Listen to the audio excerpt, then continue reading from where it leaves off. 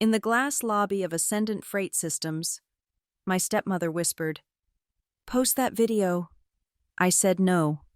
Her hand struck my cheek, in front of hundreds of employees during the company's live-streamed anniversary. What she didn't know is that I hold final control over the entire content system, and I had already set a different timer for the truth. Tonight, she would go live nationally, but not in the way she planned. My name is Clara Wynn. At 29, I am the Director of Content Communications for Ascendant Freight Systems. My domain is the flow of information, the curated reality we project to our employees and to the world. Today, that reality was scheduled to be a celebration. The lobby of the North Line Tower in Stonehaven is designed to intimidate. It's a cathedral of glass and steel, 3 stories high, with polished marble floors that reflect the pale blue LED light, bathing everything in a sterile, aquatic glow. Above, the AFS logo, a stylized silver eagle in mid-flight, rotates slowly, a holographic leviathan suspended in the chilled, recycled air. The low hum of the HVAC system was drowned out by the rising cacophony of 100 conversations as employees, executives, and local press gathered for the company's 40th anniversary celebration. On my tablet, a countdown clock ticked down to the broadcast of the main event, a tribute video for our drivers. Driver Tribute Final V4.mp4 was queued, encrypted, and ready for global dissemination across our internal network. My job was to ensure it went off without a hitch. Then she arrived. The crowd parted not with a sound, but with a sudden deferential shift in pressure, like iron filings aligning to a magnet. Renee Caldwin, my stepmother and the acting chairwoman of AFS, moved through the space with an aura of practiced warmth that never quite reached her eyes. Dressed in an immaculate white blazer, her blonde hair styled into a helmet of corporate perfection, she was the face of our flagship PR initiative, AFS Cares. Her smile was an instrument engineered for shareholder reports and charity galas. She didn't greet me. She simply appeared at my elbow, her expensive perfume, something sharp and floral, cutting through the ambient scent of industrial cleaner. Her gaze wasn't on me, but on my tablet. "There's been a change in the schedule, Clara," she said, her voice a low, perfectly modulated instrument designed for boardrooms. "We're leading with the warehouse safety clip. It's a perfect tie-in to the new campaign." I kept my expression neutral, my fingers navigating the file directory. I knew the clip she meant. Safety Miracle 90s, MP4. It had been uploaded to the staging server late last night with a high-priority flag. "The driver tribute is slated for the top of the hour," I stated, not as a question, but as a fact. "The run of show has been distributed to all departments." "The run of show is now flexible," she countered, her smile tightening by a millimeter. "The board agrees. A timely reminder of our commitment to safety is the stronger opening. Post it." It wasn't a request. It was an order. But something in the file's metadata had snagged my attention when I did my preliminary review this morning. A loose thread. I tapped the file's info tab, and the data populated the screen. My suspicion solidified into cold certainty. Creation date, 2025, 10/10, 2340, PST. Incident date, listed in the video's title card, 2025, 10/12. The video had been filmed, edited, and uploaded a full 48 hours before the accident it depicted had supposedly occurred. I had scrubbed through the footage. A young warehouse worker, an actor I didn't recognize, slips on a smear of perfectly art-directed motor oil, his fall cushioned by a stack of empty AFS-branded boxes. He clutches his ankle, his face a mask of theatrical pain. Another employee rushes in, wearing a brand-new high-visibility safety vest. Pausing the frame, I could see the pristine, crinkled tag still attached to the collar. It was a fabrication, a lie packaged in 90 seconds of high-definition video. "I can't authorize this," I said, my voice quiet but firm. I lowered the tablet. "The metadata is inconsistent with the timeline of the event." Renee's smile vanished. The air between us dropped 10 degrees. She took a step closer, invading my personal space, forcing me to tilt my head back slightly to meet her gaze. Her eyes were chips of ice. "The metadata is irrelevant," she hissed, her voice a venomous whisper meant only for me. "This company saved your father. It gave you a career. You owe it your loyalty. You owe me." "I owe the truth," I replied, my own voice barely audible. That was when she moved. It wasn't a wild, uncontrolled swing. It was precise, economical, and brutally fast. Her open palm connected with my right cheekbone. The sound was a sharp, ugly crack that cut through the lobby's murmur. A blinding white flash exploded behind my eyes, followed by a dull, throbbing ache. The tablet slipped from my numb fingers, clattering onto the marble floor. A champagne flute on a nearby table fell, shattering with a delicate, crystalline pop.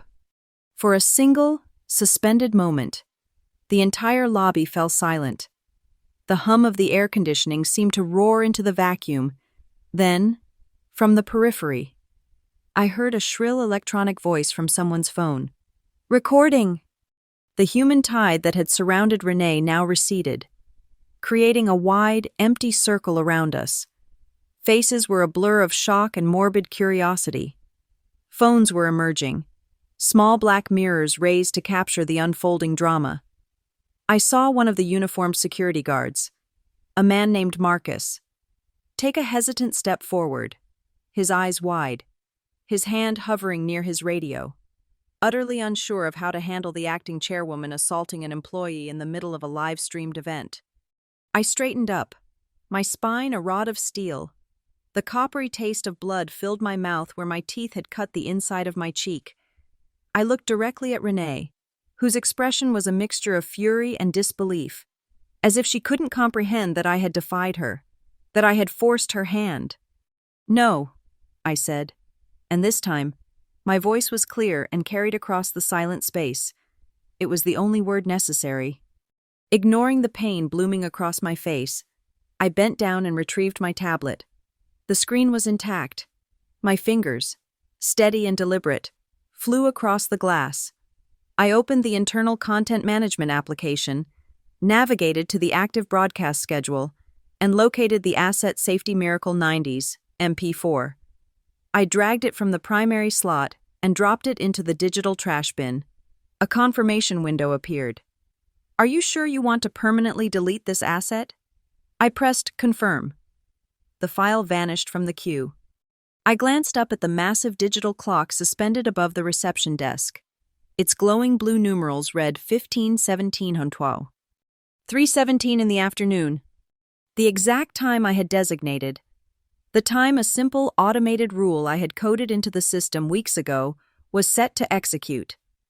A rule triggered by a specific set of conditions. Conditions that had just been met. A silent, digital tripwire connected directly to the company's ethics charter. Article 7, Section 2. Any verified act of workplace violence initiated by an executive officer triggers an immediate, automated suspension of that officer's content publishing privileges pending a full review.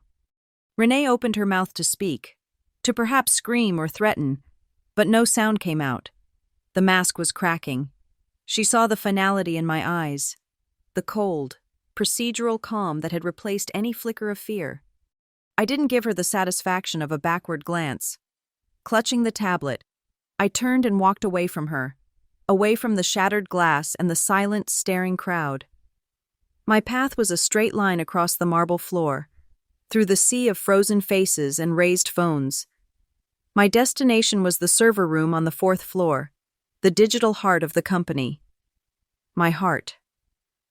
I left Renee Caldwin standing alone in the center of the lobby, a queen dethroned in a kingdom of her own making, stranded in the silence as the hundreds of cameras she had so carefully cultivated turned to bear witness not to her triumph, but to her fall. The elevator ride to the fourth floor was silent, a sterile ascent in a mirrored box. My reflection was a stranger, one cheekbone already showing the first blush of a deep, ugly bruise. My eyes cold and clear. The throbbing was a physical reminder of the line that had been crossed, a metronome counting down the seconds to a reckoning years in the making. The chaos in the lobby felt a world away, a scene viewed through the wrong end of a telescope. Up here, there was only the quiet hum of the building's nervous system and the task at hand. To understand why I didn't shatter when Renee Caldwin's hand connected with my face, you have to understand the image she so carefully built, and the rot I had watched fester beneath it for a decade. In Stonehaven, Renee is a local deity. She is the patron saint of logistics, the mother of the trucking industry. Her public persona is a masterclass in branding, meticulously crafted and flawlessly executed. It's all there in the weekly features in the Stonehaven Gazette.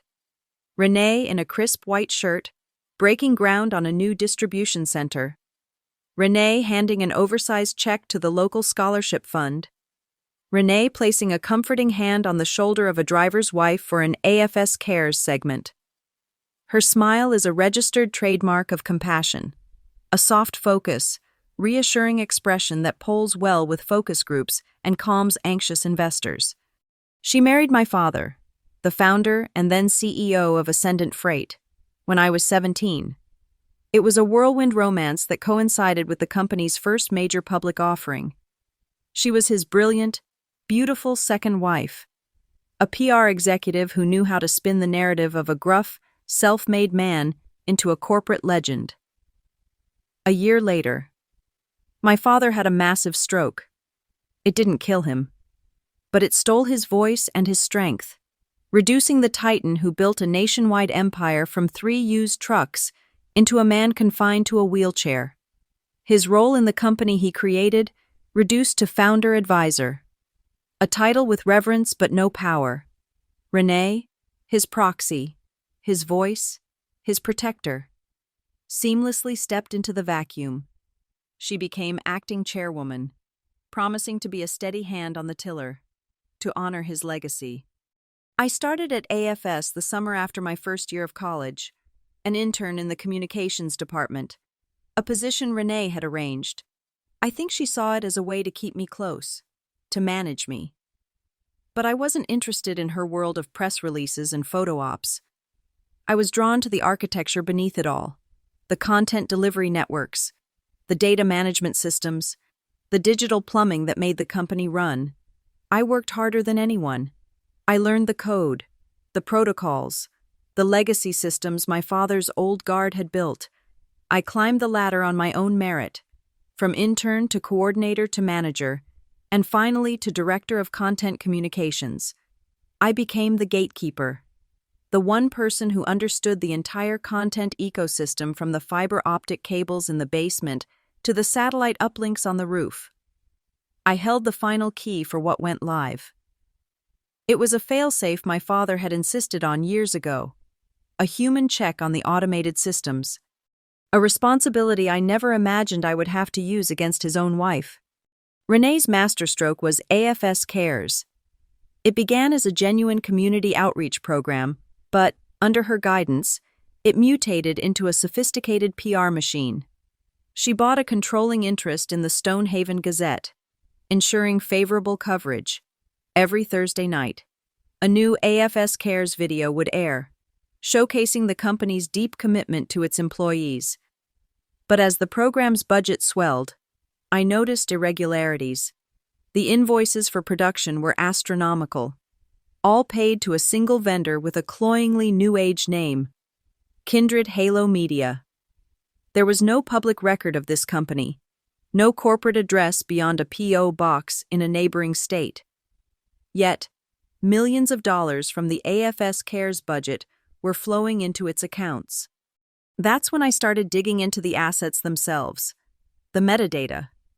I found the first one 3 months ago, a video celebrating a heroic mechanic who supposedly prevented a catastrophic brake failure. The timestamp on the raw footage showed it was filmed a full day before the work order for the brake inspection was even filed. Then another. A driver miraculously avoiding a jackknife on a slick road. The slick road was a closed-off section of our own training yard, and the timestamp showed it was filmed on a sunny Tuesday, not the rainy Wednesday of the incident. The fabricated warehouse accident was just the latest, and most brazen, example. It was a pattern, a systematic campaign of lies designed to create crises that Renee could then solve, boosting the company's safety profile and, not coincidentally, its stock price before every quarterly earnings call. I did what I was supposed to do. I compiled a discrete report, a detailed breakdown of the metadata inconsistencies, the suspicious invoices from Kindred Halo, the impossibly prescient timing of the accidents. I encrypted the file and sent it directly to the head of the corporate compliance department, a man Renee herself had promoted. The response came 2 days later. It was an email, completely blank except for a single, yellow, smiling thumbs-up emoji. It was the digital equivalent of a pat on the head and a silent threat. The message was clear. We know. We don't care. Drop it. The system was compromised. The official channels were a dead end, so I created my own. I started talking to the old guard, the employees who had been with my father from the beginning.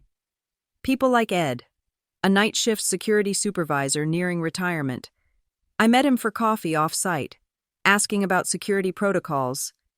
He was a quiet man, loyal to my father's memory.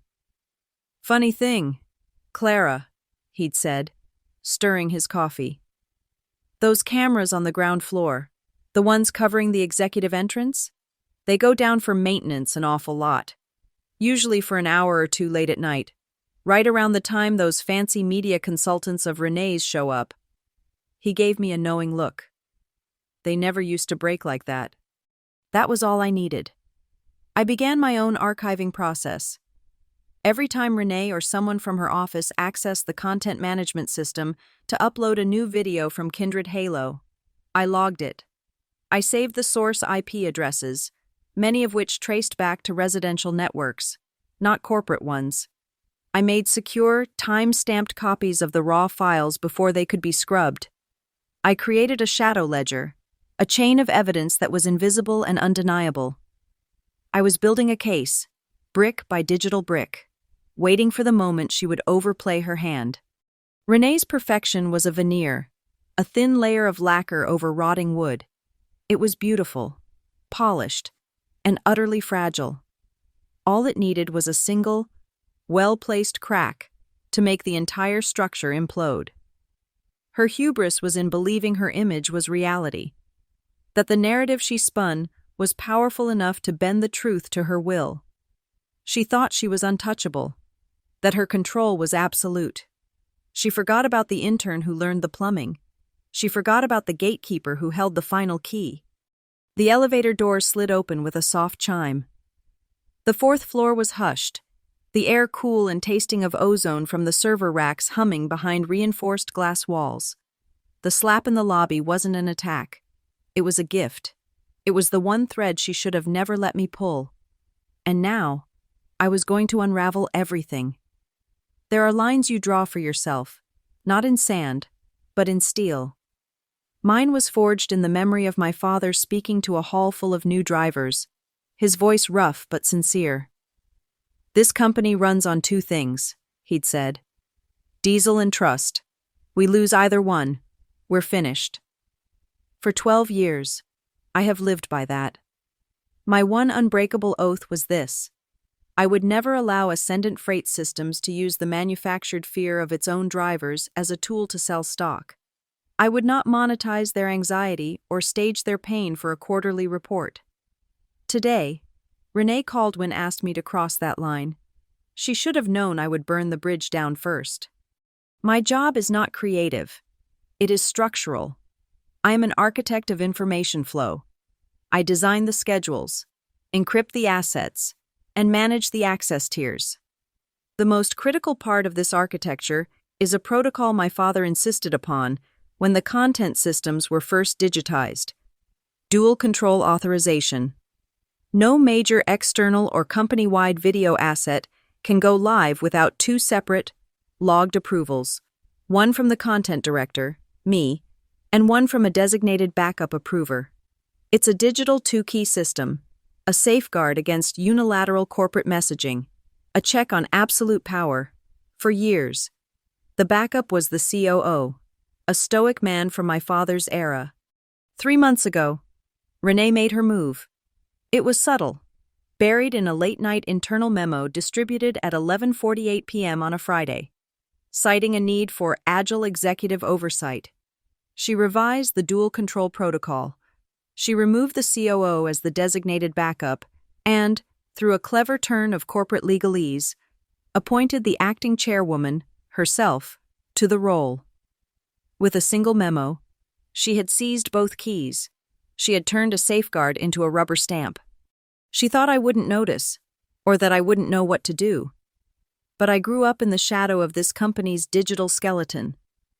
I knew there were older systems, legacy protocols buried deep in the server architecture, code written when my father was still at the helm. I spent a weekend combing through archived administrative manuals, and I found it, the original failsafe, a hardware-based override that predated the current software.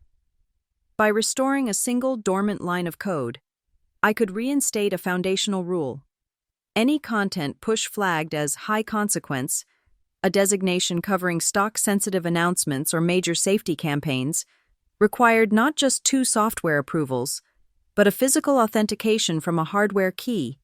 There is only one such key. It's called the founder key. It's not a key in the traditional sense, but a small, heavy card made of brushed steel, with an embedded cryptographic chip. It lives in the back of a small, fireproof safe behind a framed photograph of my father and me at the company's 10th anniversary, tucked away in his old, now disused office on the 40th floor. He gave me the combination when I was 21. For emergencies, he'd rasped, his voice a wreck after the stroke. Don't let them forget what we built. Renee knows the office exists. She has no idea about the safe, let alone the key. I am the only person left who does. The moment I saw the metadata on the first faked AFS Cares video, I knew Renee was no longer just managing a brand. She was manipulating the market, manufacturing a crisis, presenting a solution, and timing the release to a pre-earnings call was not PR. It was a potential violation of SEC regulations. That was the bright line, the red line. This was no longer just a corporate power struggle. This was a federal crime in the making. 2 months ago, I established a secure anonymous channel with a DC-based law firm that specializes in corporate whistleblower cases. I used a public library computer and a burner email address to make the initial contact. All subsequent communication has been conducted via PGP encryption, a method so secure that even if the messages were intercepted, they would be unreadable without my private key. I laid out the situation hypothetically, providing them with the framework of the scheme without naming AFS or Renee. They provided me with the exact type of evidence I would need to build an unimpeachable case. The staged video from today was the final, critical piece of that puzzle. My counteroffense had to be as methodical as her deception. I couldn't just accuse. I had to create a situation where the system I controlled would react based on her own actions. That's where Article 7.2 of the AFS Corporate Ethics Charter came into play. I had read that document 100 times. Any verified act of workplace violence initiated by an executive officer triggers an immediate, automated suspension of that officer's content publishing privileges pending a full review. It was designed to prevent bullying and intimidation. I turned it into a tripwire. Weeks ago, I wrote a simple script within the Content Management System's administrative backend. It was an if-then command. If a formal complaint of workplace violence is filed with HR against an executive officer's ID number, and that officer's security fob logs a concurrent proximity alert with the complainant's fob, Then execute a system-wide content authorization freeze on the executive's account.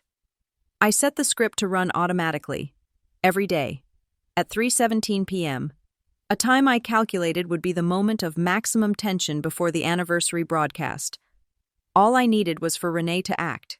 Today, she did. The moment I left the lobby, before even stepping into the elevator, I completed the circuit. On my phone, I sent a pre-written, time-stamped email to the HR department's general inbox. The subject line was stark.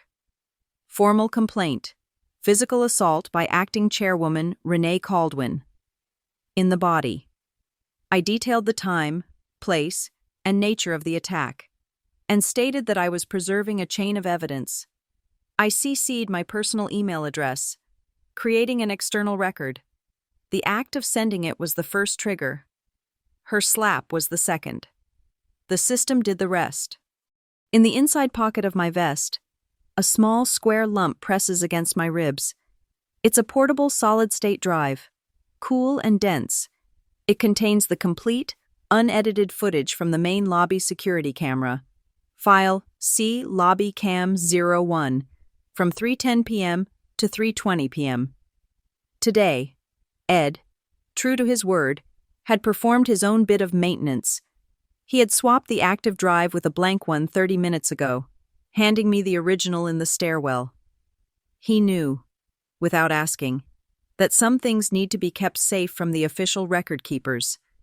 This drive is the objective truth. It is the beginning and the end of Renee's perfect image. It is proof. In the chilled, sterile air of the server room, the only sound was the whir of cooling fans. A white noise symphony that has always calmed me. This is a place of pure logic, of inputs and outputs, where sentiment has no command line. I slid the solid-state drive Ed had given me into a dedicated forensic workstation, a machine isolated from the company network. The drive mounted instantly. A single file appeared. C Lobby Cam 01 1520.mp4. Procedure is everything. The integrity of evidence is its lifeblood. First, I initiated a file export to a new, encrypted container on the workstation's internal drive. As the file copied, I ran a checksum utility. A string of 64 alphanumeric characters filled a dialog box on the screen. SHA 256. Hash E3B0C44298FC149AFBF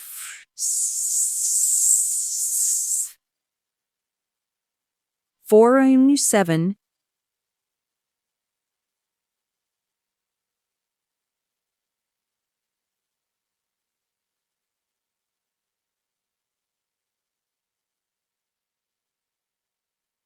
55. This is the file's digital fingerprint. Any alteration, even a single bit of data, would change this signature. It was now verifiably untampered with. I opened a text file. My digital chain of custody log. Exhibit A. C Lobby Cam 01 15 Wendro 1 Fin Tuniua. Source. AFS Security. Ground floor system. Acquired. 2025, 10 to 14, 1525 PST. Custodian. Ed Kowalski. Security Supervisor. Received by Clara Wynn. Verification. SHA 256 hash matched on transfer. Notes. Original drive secured. File depicts physical assault in Northline Tower lobby.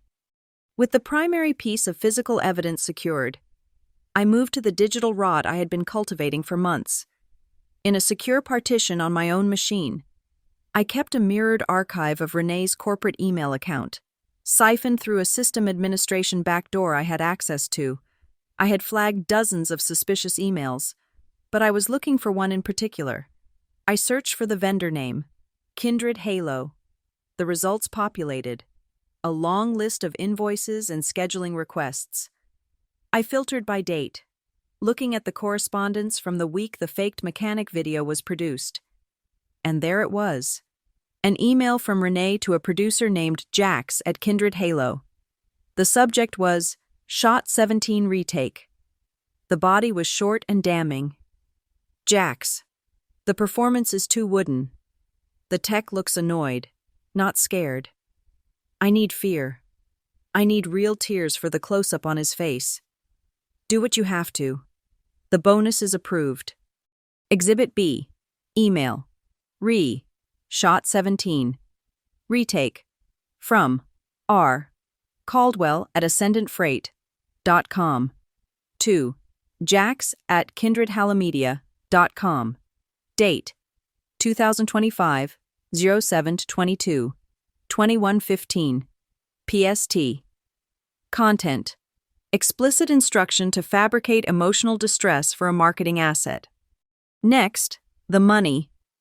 The AFS Cares budget was a separate corporate entity for tax purposes, and I had been granted administrative access to its accounts to facilitate media payments.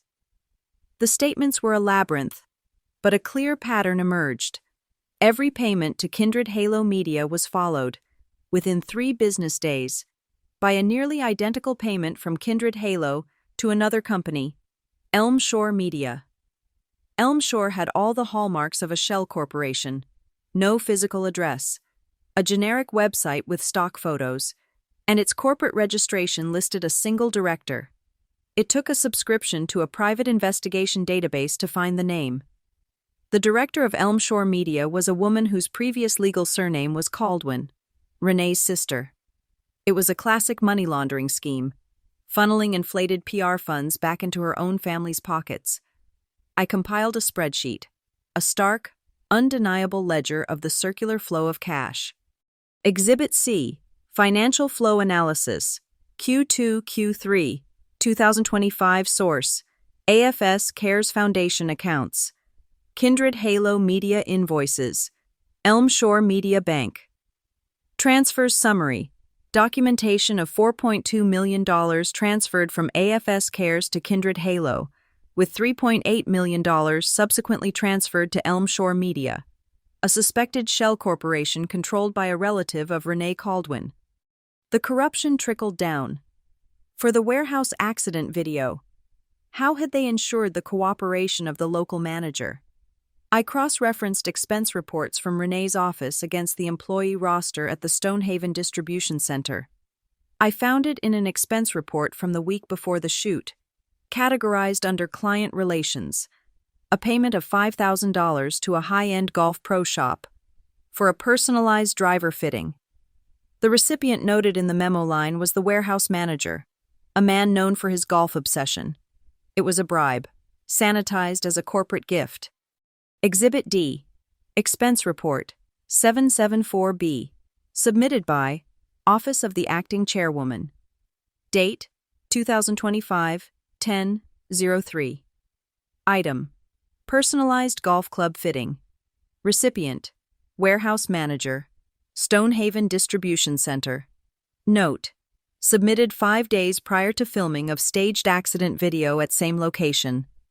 The final piece of digital evidence was the most direct. Renee often used a company-issued tablet to send messages through a secure internal app.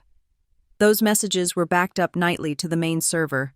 I pulled the archive from last night. There was a message from her to our chief financial officer. It was sent just after the fabricated video had been uploaded to my staging server. Video is ready. Post at 5:05 tomorrow. Need to move the stock pre-call. This should give us the bump we need. It was intent, in writing. A clear, unambiguous statement of her plan to use a fraudulent safety video to manipulate the company's stock price. Exhibit E, Internal Message Log. From R. Caldwell, Tablet ID 004. To M. Thorne, CFO. Date 2025 10/13 23:55 PST. Content: direct statement of intent to use a marketing asset to influence stock price ahead of a scheduled earnings call. With the digital case file assembled, I addressed the physical. I went to the in-house medical clinic on the 12th floor. The nurse, a kind, older woman named Mary, gasped when she saw my face. I didn't give her a dramatic story. I simply said, "I was assaulted by Renee Caldwin in the main lobby at approximately 3:17 p.m. I need you to document this for an HR report." She did her work with quiet professionalism, measuring the bruise, noting the broken skin inside my cheek, and typing it all into a formal medical incident report. As required by policy for any workplace injury, a representative from HR had to sign off. The junior rep who arrived was pale and nervous, but he saw the look in my eye, took the offered stylus, and signed the digital form. I had the report immediately emailed to me. Exhibit F. AFS Medical Incident Report. M921. Patient. Clara Wynn. Time of incident. 15:17 PST. Injury. Contusion to right zygomatic arch. Minor laceration to inner cheek. Cause. Physical assault by another employee. R. Caldwin. Verification. Signed by HR representative. Next, the witnesses. Using the same secure internal messaging app, I contacted Ed and 2 junior event coordinators I had seen with their phones up. I met them one by one in a small, soundproofed audio recording suite. I didn't ask them to be heroes. I just said, "I have filed a formal complaint. For your own protection and mine, I need you to state exactly what you saw. This recording is encrypted and will only be used in a formal legal proceeding." They were scared, but they were also angry. They had seen it. I recorded their statements, clear and concise, their voices steady. Exhibit G. Witness audio statements, encrypted. Witness 1. E. Kowalski, Security. Witness 2. S. Peters, Events. Witness 3. L. Cho, Events. Summary. Corroborating accounts of an unprovoked physical assault by R. Caldwin on C. Wynn. The final step before the confrontation was a legal one. In my office, I logged into the county's online legal portal and filled out the forms for a temporary restraining order against Renee. I cited the assault, her position of power over me, and my fear of further retaliation. I scheduled for a process server to deliver the order to her at the North Line Tower at 4:45 p.m., 10 minutes before the emergency board meeting I was about to call. With every piece of evidence compiled into a single, encrypted folder on the forensic workstation, I performed one last action. I connected a second, identical solid-state drive, and created a perfect, bit-for-bit clone of the first. This one I ejected, placed in a small anti-static bag, and put in my pocket. I walked out of the building, past the lingering, whispering employees, and took a taxi 2 blocks over to Wexler Street, to the bank where I keep a small safe deposit box. I placed the drive inside the cool, dark metal box. The evidence now existed in 2 separate physical locations. Redundancy. It is the first rule of data management. It is the last word in a war you intend to win. The walk back from the bank was different. The cool weight of the cloned drive was gone from my pocket, replaced by the heavier burden of what came next. The evidence was safe. Now, it was time to deploy it. My strategy was not a frontal assault. It was a carefully constructed trap, built not with force, but with the very systems Renee believed she controlled. It was a heist, and the prize was the truth. Back in my office, a fortress of quiet concentration amidst the building's low-grade panic. My first move was to set the bait. I opened my corporate messaging client and sent a direct message to Renee. My fingers were steady on the keyboard. Subject: broadcast at 5:05 p.m. Renee, you were right. My obligations are to the company. The safety clip will air as scheduled at 5:05 p.m., leading into the press conference. I apologize for my earlier unprofessionalism. Clara. It was a message of capitulation, crafted to appeal to her ego. It was the apology she felt she was owed. the confirmation that her bully tactics had worked.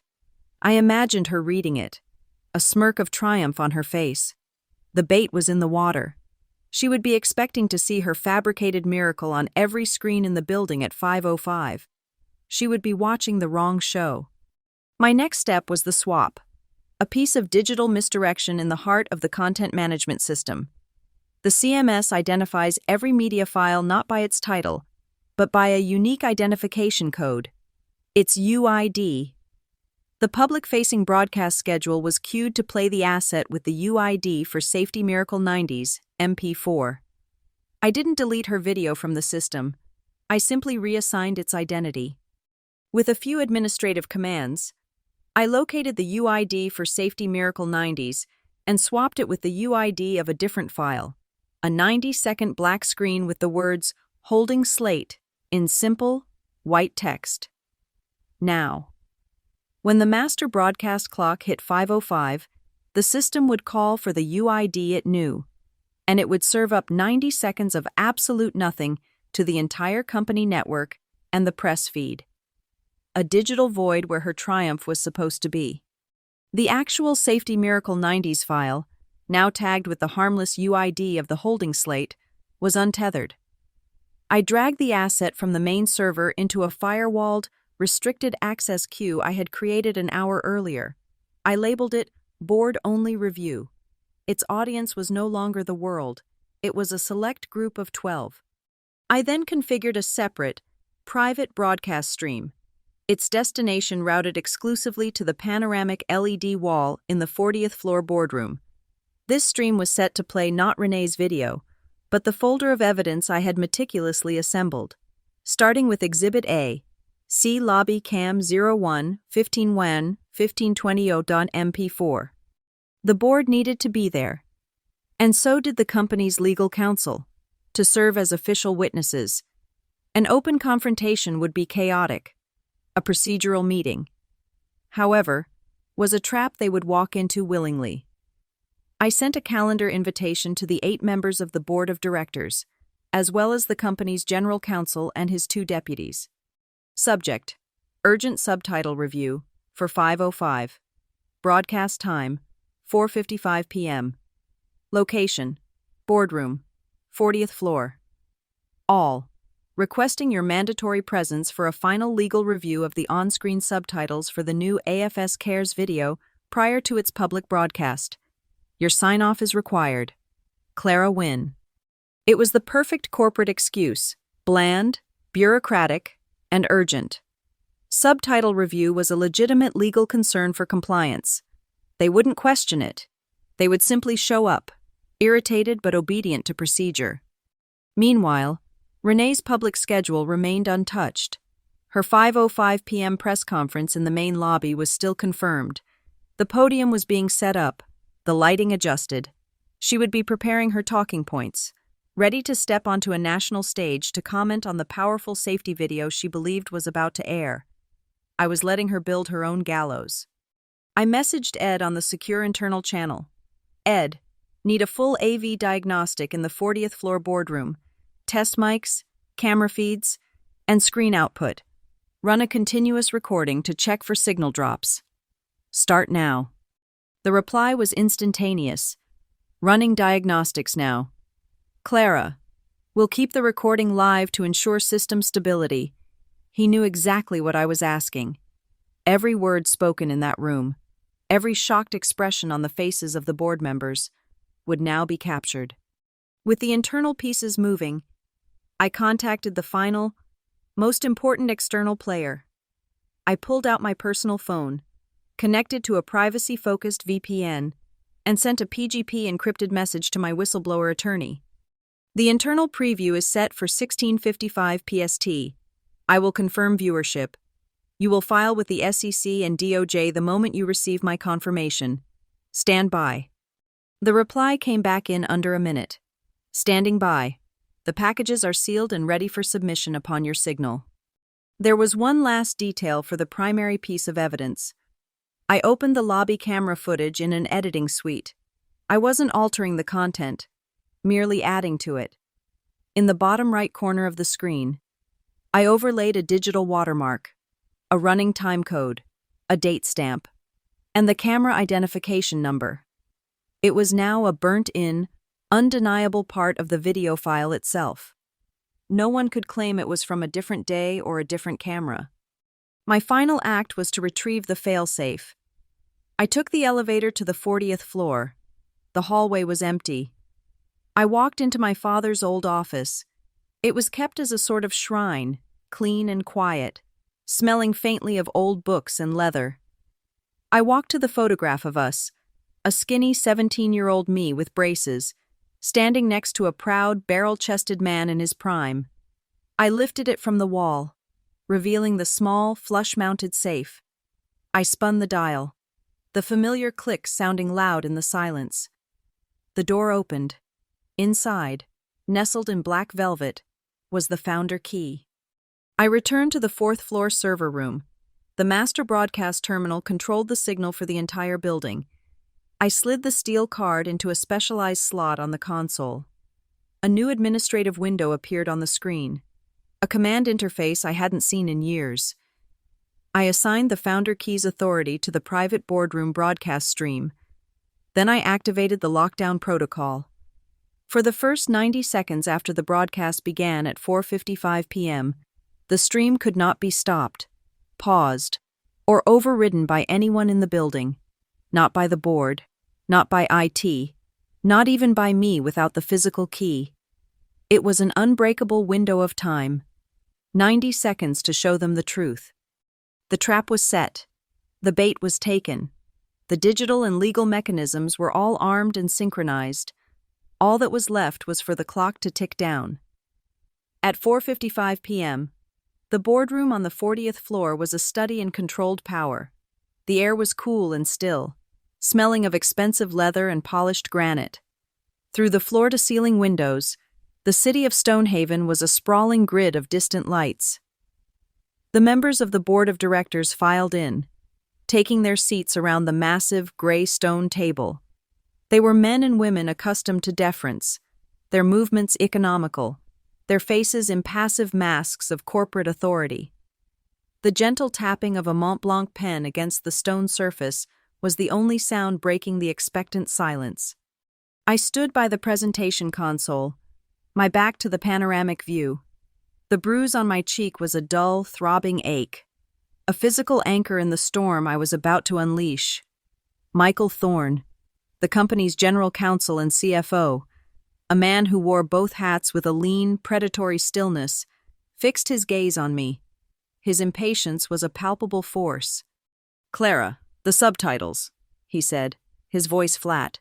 "We don't have all day." "Right here," I replied, my own voice even and calm. I walked to the console. In my hand was a simple USB drive, a prop for the sake of procedure. I slid it into the port. The real command was already queued, the stream already routed from the servers 4 floors below. My finger hovered over the trackpad. I pressed play. The 20-foot-wide LED wall did not flicker to life with the AFS Cares logo or the smiling face of a grateful driver. It filled with the cold, silent, high-definition reality of the Northline Tower lobby at 3:17 p.m. The image was jarring in its banality. Employees mingling, the holographic logo turning overhead.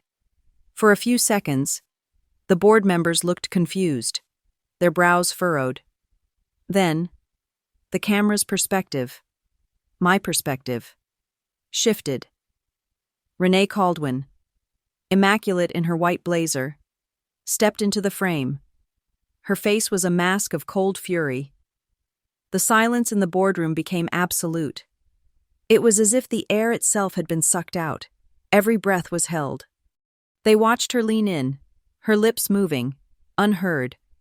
They watched me stand my ground. And then they watched, on a screen large enough to show every detail, as their acting chairwoman's hand blurred through the air and struck my face. The crack of the impact was absent, but the visual violence was deafening. My head snapped back. The tablet fell. The silent, collective gasp of the onlookers in the video was mirrored by a sharp, audible intake of breath from someone at the table. The video played on, showing my recovery, my clear and simple no, my walk away from the scene. It ended, and the screen went black. 90 seconds of lockdown, 90 seconds of unbreakable truth. I turned to face the 12 stunned faces. I did not raise my voice. I spoke with the detached precision of a legal clerk reading a deposition. Pursuant to the Ascendant Freight Systems Corporate Ethics Charter, Article 7, Section 2, any verified act of workplace violence initiated by an executive officer triggers an immediate automated suspension of that officer's content publishing privileges pending a full review. I placed a single stapled document on the stone table in front of Eleanor Vance, the stern, gray-haired chair of the Ethics Committee. This is the signed medical incident report from the 12th floor clinic, documenting the assault, and these, I added, placing a small audio player beside it, are the encrypted timestamped statements of 3 witnesses. My voice continued, cutting through the thick silence. Furthermore, Article 9, Section 4, Paragraph B, states, the Board of Directors may, by a simple majority vote, temporarily revoke the public speaking authority of any executive officer pending an ethics investigation. A murmur rippled through the room. A portly man from a private equity firm whispered, his voice a hoarse rasp, immediate suspension. There's no ambiguity here. But Thorne, the lawyer, the CFO, saw past the immediate HR crisis. His eyes narrowed, and he looked at me, a flicker of something like dread in his gaze. This isn't just about the slap, is it, Clara? He leaned forward. The SEC is going to have questions. They're going to ask about Kindred Halo. It was the opening I was waiting for. I turned back to the console. They will. I agreed. I brought up the next file. The screen lit up with the stark black and white of a spreadsheet. Lines and arrows traced the flow of money. Exhibit C, I announced.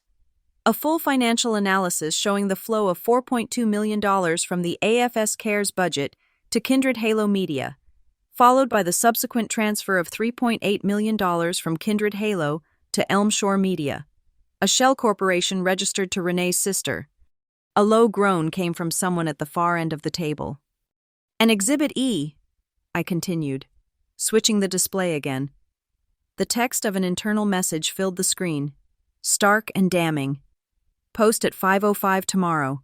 Need to move the stock pre-call. A direct communication from Renee to you, Mr. Thorne, stating her intent to use a fraudulent marketing asset to manipulate the company's stock price. Thorne's face went white. He looked as if he had been struck himself. The oxygen was gone. The room was a vacuum of dawning horror and frantic self-preservation. Eleanor Vance, the ethics chair, acted. Her face was grim, her voice like chipping granite. Give me the form, Clara. I had it ready. A single-page resolution, pre-drafted by my whistleblower attorneys. Resolution 47, immediate suspension of public speaking authority and executive privileges for R. Caldwin. I slid it across the table. She took the Montblanc pen that had been tapping just minutes before and signed her name with a vicious, angry slash of ink. At that exact moment, as the pen lifted from the paper, there was a polite, firm knock at the boardroom door. It swung open to reveal a uniformed process server, a man with a bland, impassive face. Delivery for Renee Caldwin, he announced to the room of frozen executives. He scanned the faces, then looked at the general counsel. Are you her legal representative? Thorne, looking stunned, could only nod. The server stepped forward and placed a thick manila envelope on the table in front of him. She's been served. He turned and left as quietly as he had arrived. Thorne stared at the envelope as if it were a venomous snake. It was the temporary restraining order. And then, the door opened again. Renee swept in, her smile bright and confident. She was dressed for the cameras, ready for her victory lap. Michael, Eleanor, glad I caught you all before the... Her voice trailed off. She took in the scene, the deathly silence. the 12 pairs of eyes staring at her not with admiration, but with cold fury. The legal documents in Thorne's hand. And then, her gaze lifted to the massive screen behind them. I had frozen the lobby footage on a single frame. It was a close-up of her face, captured a microsecond after her hand made contact with my cheek. It was not the serene, caring mask of the mother of the trucking industry. It was a twisted, unrecognizable snarl of pure rage. The brilliant, practiced smile on her face didn't just fade. It shattered. The color drained from her cheeks, leaving 2 stark spots of rouge.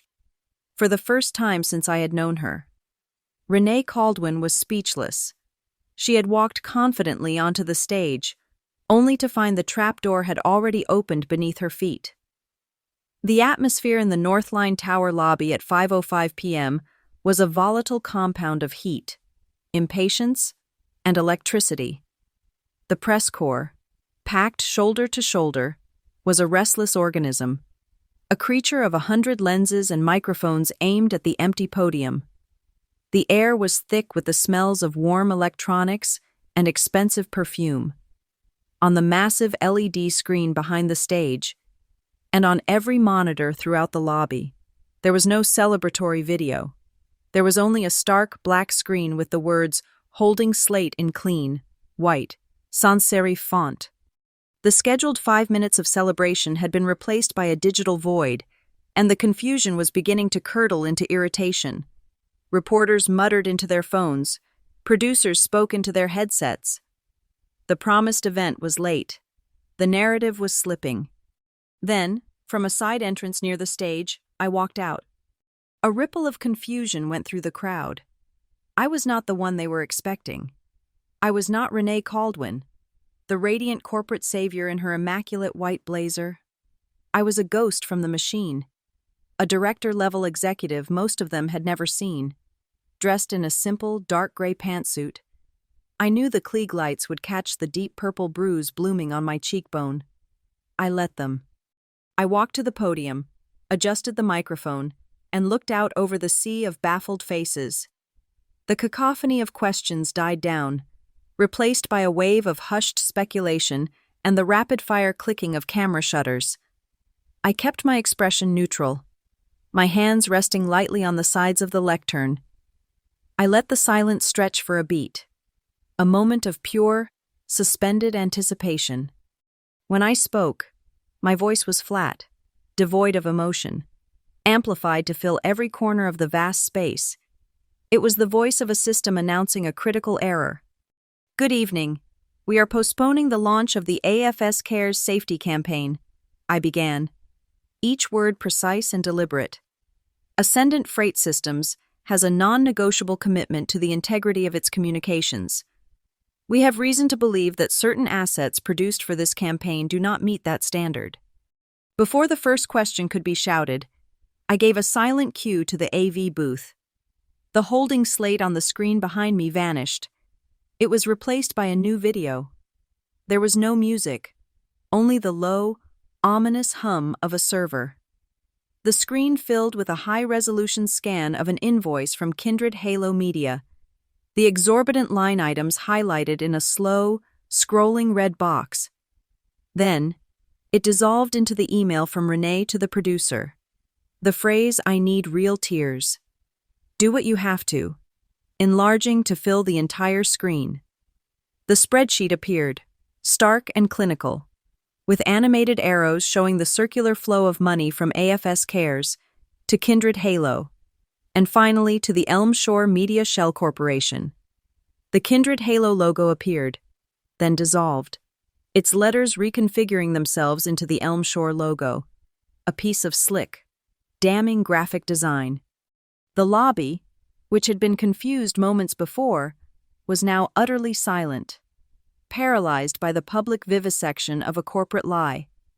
I could hear the frantic tapping of fingers on phone screens, the quiet, urgent whispers of reporters to their editors. The montage ended, and the screen returned to the static AFS logo. I leaned into the microphone again. "To be clear," I said, my voice still a controlled monotone, AFS does not, and will not, exploit staged accidents for public relations. We will not build a safety campaign on a foundation of deceit. The well-being of our employees is more important than the movement of our stock price. A forest of hands shot up.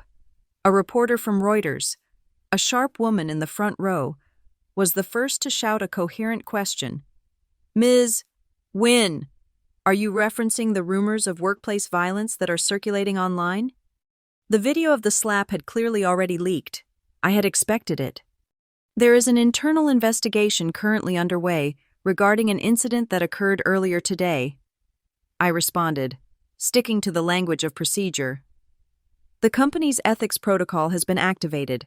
I have no further comment on that matter at this time. My non-denial was a confirmation. A new wave of frantic typing swept the room. Before another question could be asked, a new sound cut through the air, the loud squeal of audio feedback. A man in the back of the room, standing on a chair to be seen, was holding a small microphone. I recognized him instantly. Julian Sterling, a notoriously activist investor who held a significant block of AFS stock. "Where is the ethics committee?" he boomed, his voice echoing in the cavernous space. "Does the board have any comment on this flagrant corruption?" From the side of the stage, another figure stepped into the light. It was Eleanor Vance, the chair of the ethics committee. She had come down from the boardroom, her face a mask of grim determination. She walked to a secondary microphone.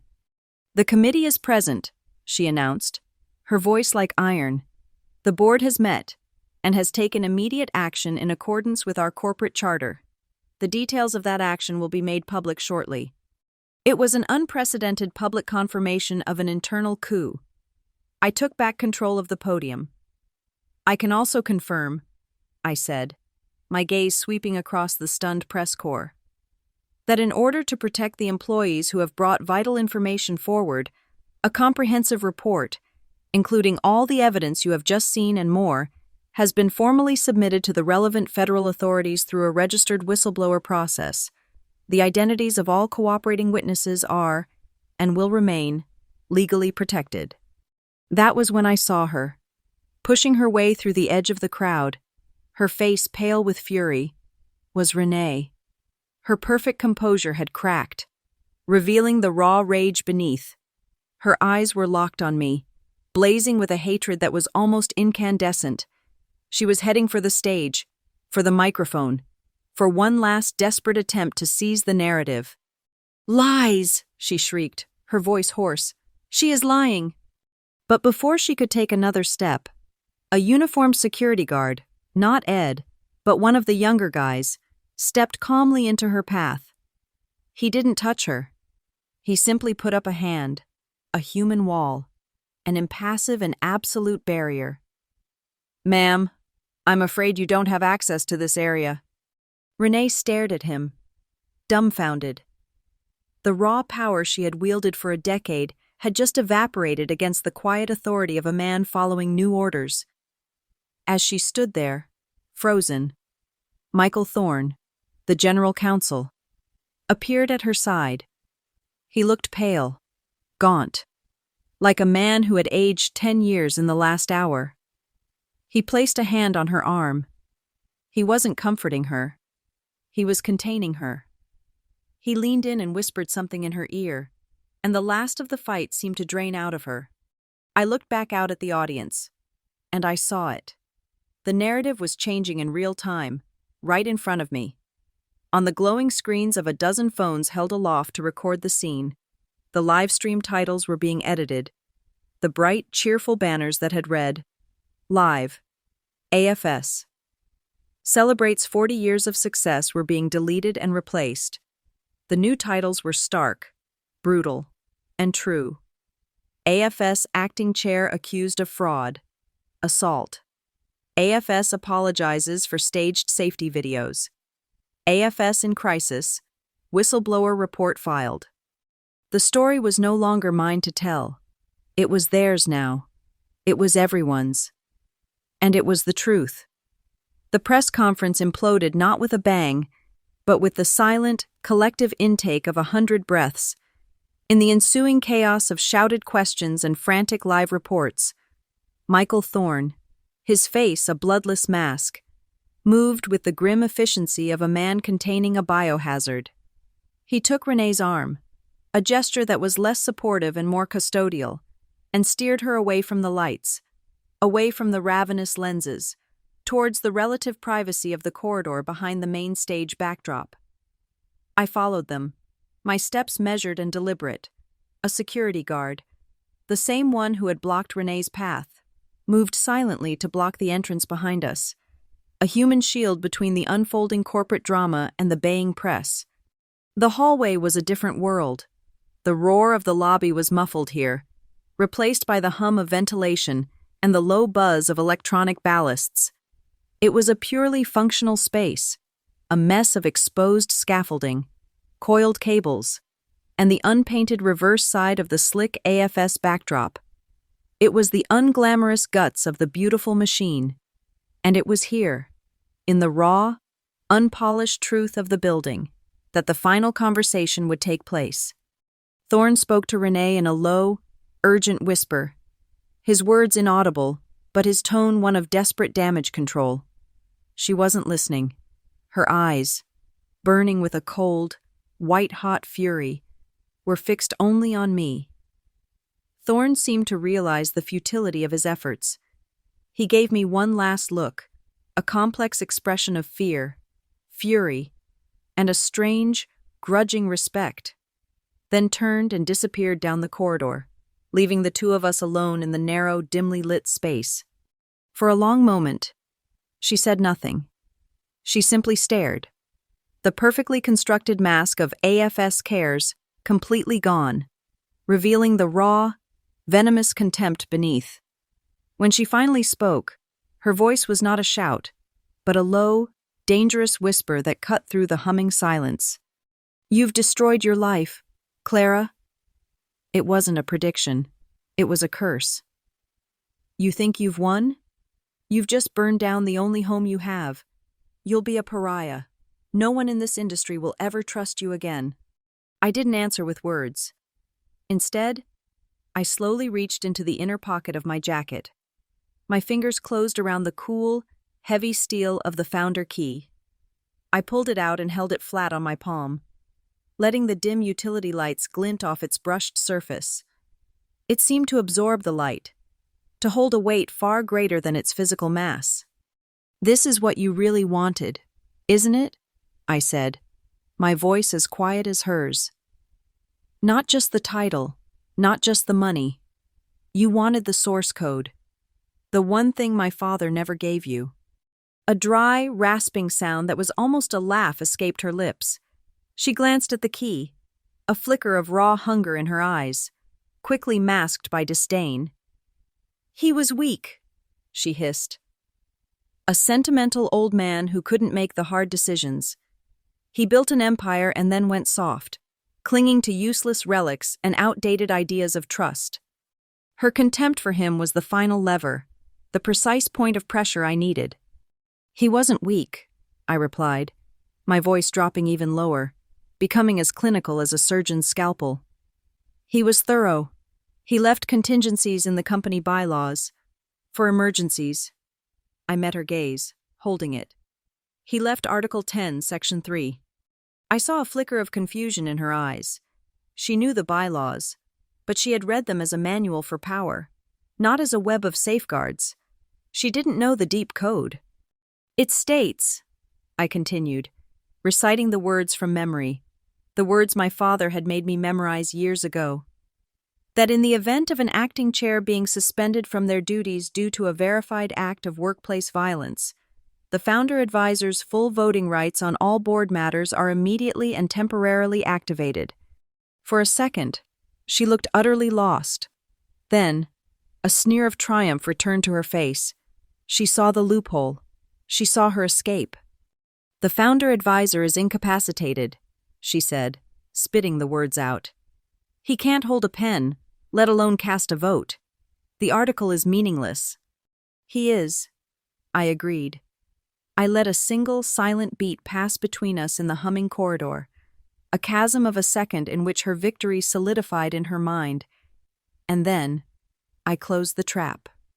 Which is why the bylaw further stipulates, I said, my voice perfectly even, that in the event of his incapacitation, those rights and that vote pass directly and without contest to his legally designated proxy.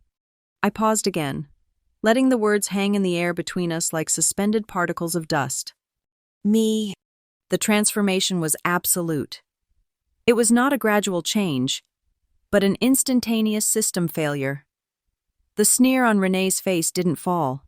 It seemed to shatter, to crumble into a slack-jawed mask of disbelief. The furious, burning light in her eyes extinguished, replaced by a dull, glassy shock. The color drained from her face, leaving her skin the color of old parchment.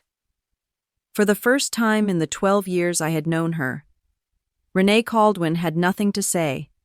Her entire arsenal, her charm, her threats, her lies, her perfectly crafted image, was gone. She was disarmed, stripped bare in a service corridor, defeated not by an emotional outburst, but by a clause in a document she had failed to read with sufficient care. I closed my hand around the founder key, its cool steel a grounding reality. I slipped it back into my jacket pocket, an action that felt as final as closing a vault door. Tonight, you're not the chairwoman, Renee, I said softly. You're just a suspended employee, pending investigation. You have no authority here, no voice, no power. As if on cue, the service door at the end of the hall swung open. The roar of the lobby, the chaotic symphony of 100 shouting voices, and the blinding strobes of camera flashes flooded into our quiet sanctuary. A handful of photographers, having pushed past the security line, raised their cameras. They didn't hear the words that had just been spoken. They couldn't have. But they saw the scene. They saw me, standing calm and resolute, my face bruised, but my posture unwavering. And they saw Renee, her face a mask of horrified realization, taking a single, involuntary step backward. It was a small movement, a flinch, a retreat. But in the context of the flashing lights, it was a confession. It was the universal body language of defeat. The shutters clicked, a frantic, percussive sound. They captured the moment not in words, but in light and shadow. The story they would print tomorrow would not be about Article 10.3 or a conversation no one heard. It would be about the image everyone saw, the victor and the vanquished, the truth made visible. The aftermath was not a storm, but a quiet, seismic shift. The sound of a world realigning itself on a new axis. The dominoes, so carefully arranged, began to fall, not with a clatter, but with the slow, inexorable certainty of fate. The first official tremor came via a company-wide email and a wire release to the press, distributed at 6:15 p.m. It was a masterpiece of corporate brevity, drafted by Eleanor Vance's legal team and approved by the remaining board members in a hushed, 10-minute vote. From AFS, Board of Directors, Office of the Ethics Committee. Subject: Leadership Update. Effective immediately. The Board of Directors has suspended the duties and privileges of Acting Chairwoman Renee Caldwin, pending the results of a full internal and external investigation. During this period, all public and internal communications for the company will be directed by Clara Wynn, Director of Content Communications, who will serve as the sole designated corporate spokesperson. It was a bloodless coup, executed in 2 sentences. The transfer of power was complete, sanitized for public consumption. In my office, the quiet hum of my workstation was the only sound. On my desk lay 2 documents, printed and waiting for a signature. The first was an executive order to immediately halt all spending, production, and distribution related to the AFS Cares campaign, pending a full forensic audit. The second was a formal notice terminating the company's contract with Kindred Halo Media, citing material breach of contract and fraudulent billing practices. I picked up a pen, its weight solid and real in my hand. I signed my name at the bottom of each. The ink was black and final. As if triggered by my signature, a notification popped up on my screen from the IT department. It was a system-wide authentication update. I opened the Content Management System's administrative dashboard.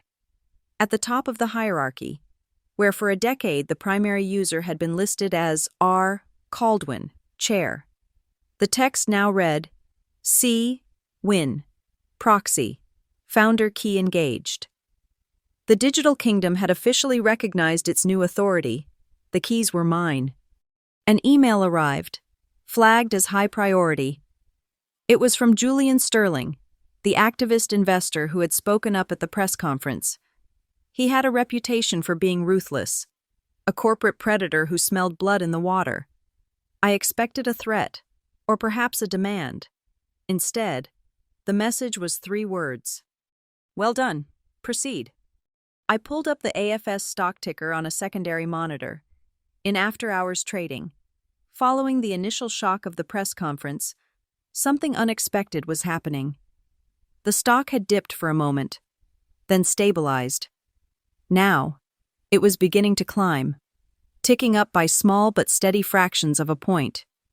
The market, it turned out, did not fear scandal as much as it feared uncertainty and deceit. My brutal transparency was being interpreted not as chaos, but as a long-overdue course correction.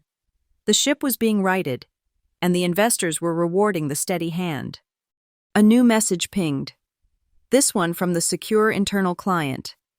It was from one of the junior event coordinators, the young woman who had been standing closest to me in the lobby, her phone held high. Clara, I don't know if this helps. My phone was on panoramic video. It caught the audio better. Don't tell anyone it came from me. Attached was a video file. I downloaded it to the forensic workstation and played it. The angle was different, lower, and from the side. It showed the moment just before the slap, a view unobstructed by the falling tablet. It captured Renee leaning in, her face inches from mine, and the audio, enhanced by the phone's directional microphone, was chillingly clear. Her whispered threat was no longer a blur of sound. It was a distinct sentence, a venomous, snarling promise. You owe me, she had hissed, and I will put you in the ground before I let you forget it. It was more than just assault. It was a direct, unambiguous threat. It was a gift. I encrypted the new file, labeled it Exhibit H, Supplemental Audio Video, and appended it to the master case file. I sent a new PGP encrypted message to my legal team. Additional evidence attached. Stronger audio. Please add to the submission package for the DOJ. The original is secure. Justice, I was learning, was not a single, grand act. It was a series of small, meticulous, and relentless steps. The next one was for Ed. I logged into the HR portal, using my newly confirmed proxy authority. I pulled up his employee file. He was 3 years from retirement, his pay grade stagnant for the last 5. I authorized a promotion to head of corporate security for the North Line Tower, a position that had been deliberately left vacant by Renee's administration. I included a significant pay raise and a commendation for consistent and exemplary service in maintaining operational integrity. I sent the confirmation anonymously through the HR system. He would never know for sure it came from me, but he would know why it had happened. Loyalty, like deceit, had consequences. My phone buzzed. It was a number I hadn't seen light up the screen in almost a year. It was the private line from my father's room at the care facility. I answered, my heart suddenly tight in my chest. Clara? His voice was a wreck, a dry, rasping whisper. The words slurred and difficult, but it was him. I'm here, Dad. There was a long pause, filled with the sound of his labored breathing. I imagined him in his chair, the nurse holding the phone to his ear, his eyes looking out a window he could no longer truly see. "Saw the news," he rasped. Another pause. You kept something. Something I couldn't hold on to." "What's that, Dad?" I asked, my own voice thick. The next word came out with a force that seemed to take all his remaining strength. "A limit." A single tear traced a path down my cheek, its salt stinging the bruised skin. I couldn't speak. I just listened to him breathe until the nurse came back on the line and gently said he needed to rest. After the call, I walked into the adjoining executive washroom. I turned on the lights and looked at my reflection in the large, gilt-edged mirror. The bruise was no longer a reddish blush. It had deepened into a swirl of violent purple and angry blue, a stark, ugly mark against my pale skin. It was a map of the day's battle. For a moment, I saw the victim, the person who had been struck. But as I looked closer, I saw something else. It was not a brand of shame. It was a receipt. It was proof of payment for a price I had been willing to pay. The cost of drawing a line. I returned to my desk, the final domino waiting to be pushed. I opened the company-wide internal broadcast client, the one used for mass announcements. I typed a single line. It was not a celebration, not an accusation, not a promise of a grand new future. It was a simple statement of a foundational truth, a new article for a new charter, effective immediately. No one should be forced to lie to keep their job. I hit send, and in the quiet of my office, surrounded by the humming of machines that now answered to me, I knew that the message had been received. The day's final act was not for the board, the press, or the SEC. It was for the employees, for the drivers, the warehouse workers, the event coordinators, the security guards. It was a closing statement, a re-establishment of the first principles that had been corroded for a decade. I sat at my console, the system-wide proxy authority, a quiet, immense power at my fingertips. I opened the content management system. My fingers moved across the keyboard, not with the frantic energy of a fight, but with the calm, deliberate precision of a builder laying a cornerstone. I created a new media asset. I uploaded the raw, unedited footage from the lobby, the file Ed had given me, the one with the burnt-in timecode, the one that showed the slap in its brutal, unadorned reality.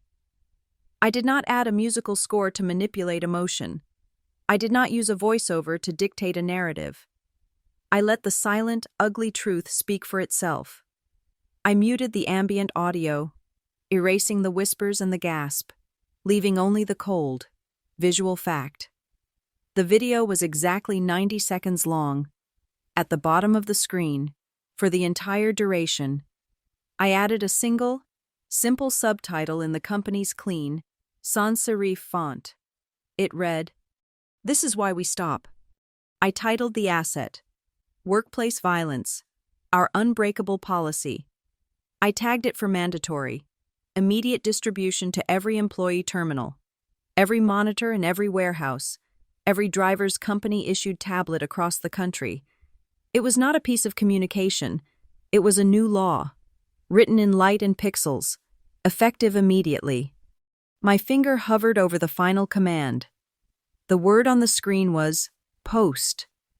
The same word Renee had used, the order that had started it all.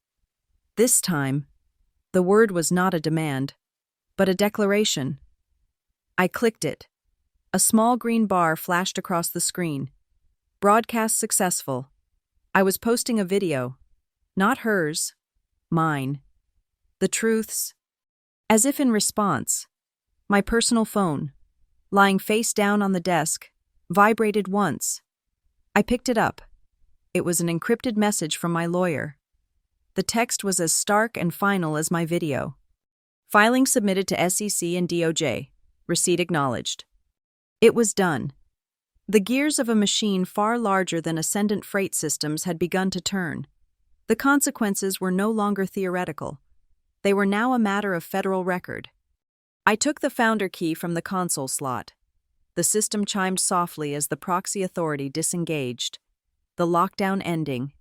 I held the cool, heavy piece of steel in my hand for a moment, then placed it back in my pocket. I turned off my monitor.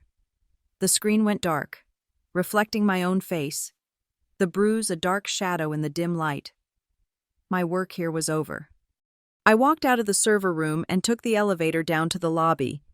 The press was gone, but the aftermath of the party remained.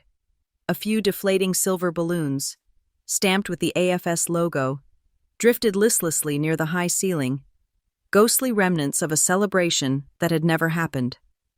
The cleanup crew was starting to move through the space, but many employees still lingered, standing in small, quiet groups. They weren't gossiping. They were just present, waiting. As I stepped out of the elevator, a hush fell over the remaining crowd. All eyes turned to me. No one spoke. No one applauded. But as I walked across the marble floor, a man from the logistics department, someone I only knew by sight, met my gaze and gave a slow, deliberate nod. Then a woman from accounting did the same, and another, and another. It was a silent, rolling wave of acknowledgement, of respect. It was more powerful than any standing ovation. It was enough. A junior HR rep, the same nervous young man who had signed my medical report, approached me hesitantly. He wasn't holding a clipboard. He was holding a small, plastic-wrapped ice pack. He offered it to me without a word. I took it, and my fingers brushed his. "Thank you," I whispered. He just nodded, his eyes wide with a mixture of fear and awe, and then he retreated back into the crowd. I pressed the ice pack to my cheek. The intense, biting cold was a shock, but a welcome one. It was real. It seeped deep into the ache, a physical confirmation of the day's cost and its conclusion. I walked towards the massive glass doors at the entrance. As I approached, they slid open automatically. The Stonehaven night air rushed in, cool and sharp, carrying the city's metallic scent of traffic, rain, and possibility. It smelled like freedom. The silver balloons eddied in the sudden draft. I stopped at the threshold, 1 foot in the sterile, controlled world of the company, and 1 foot in the vast, unknown world outside. The fight was over. The work was just beginning. I looked out at the city lights, a glittering promise in the darkness. "Post the truth," I said, to no one but myself. The end. Thank you so much for listening to this story. I'd love to see where you're all tuning in from. So drop a comment below and let's connect and share our thoughts. If you enjoyed this, please consider subscribing to the channel and liking the video. And for extra support, hit that hype button to help this story get heard by more people.